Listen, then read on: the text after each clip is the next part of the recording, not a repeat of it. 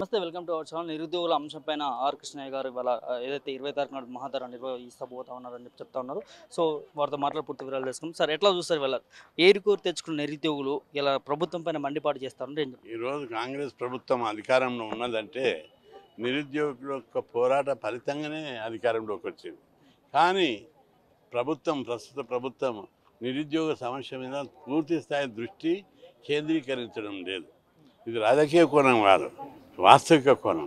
Group 1, group 2, group 3, group 4 teachers, lecturers, ఇంకా అనేక health డిపార్ట్మెంట్లో టోటల్ పోస్టులు ఎన్ని వాటికి నోటిఫికేషన్ వేస్తలేరు.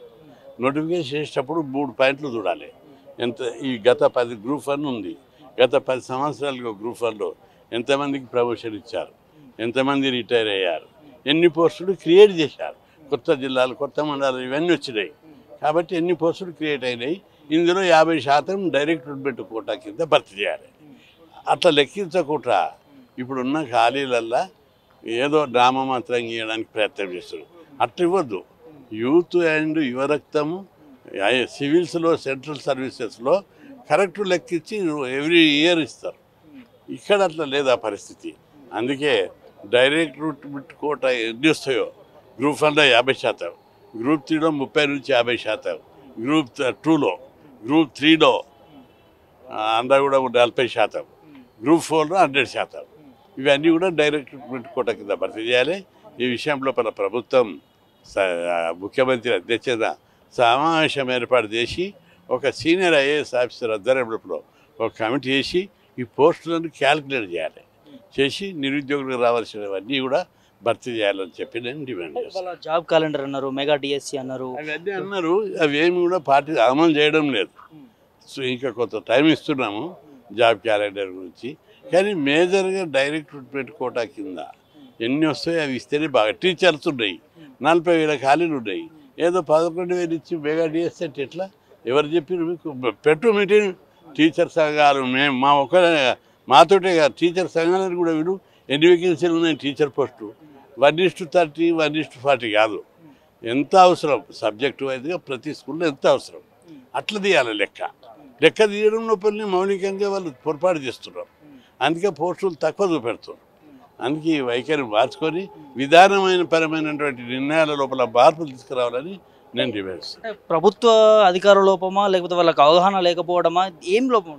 ఇద్దరిది ఉంది. ప్రభుత్వంది లోపం ఉంది, అధికారుల లోపం ఉంది. ప్రభుత్వం ఏంటిది? నీవు రివ్యూ చేయలేదంటే నీ పద్ధతిలో కూడా ఆలోచన కరెక్ట్ లేదు. రివ్యూ చేయాలి కదా. విధానపరమైనటువంటి నిర్ణయాల లోపల రివ్యూ చేయాలి. ప్రజా సంఘాలను పిలవాలి, నిరుద్యోగ సంఘాలను పిలవాలి, విద్యార్థి యువజన సంఘాలను పిలిచి వాళ్ళ సమక్షంలో ఉన్నతాధికారులు వీళ్ళు కూర్చుంటే చర్చ వస్తుంది. లేకపోతే ముఖ్యమంత్రికి ఎట్లా తెలుస్తుంది? ప్రభుత్వంలో మంత్రులకు కానీ ముఖ్యమంత్రికి అధికారులు చెప్పింది సంతకం పెడితే అది కాదు కదా. నిరుద్యోగులకు అన్యాయం చేస్తారు వాళ్ళంతా. కాబట్టి ఆలోచనే మానుకోవాలి. ఇవాళ ఏరుకోరు తెచ్చుకున్న ప్రభుత్వంలో విద్యార్థులను గాలికి వదిలేసినారు అని చెప్పి చాలా మంది మాట్లాడుతూ ఉన్నారు, విద్యార్థి సంఘాలు నాయకులు. అలాగే నిరుద్యోగులకు సంబంధించి ఏదైతే విద్యార్థులకు సంబంధించి విద్యాశాఖ మంత్రి లేకపోవడం, చాలా లోటుపాట్లు జరుగుతూ ఉన్నాయి. విద్యాశాఖ మంత్రి లేడు, నిరుద్యోగం మీద రివ్యూ లేదు, ఉద్యోగాల భర్తీ మీద రివ్యూ లేదు, దొబ్బుకొని పోతా ఉన్నారు బండిని. కాబట్టి ఇంకా పాలన లోపల విధానపరమైనటువంటి ఆలోచన విధానాన్ని పాటించాలని చెప్పి డిమాండ్.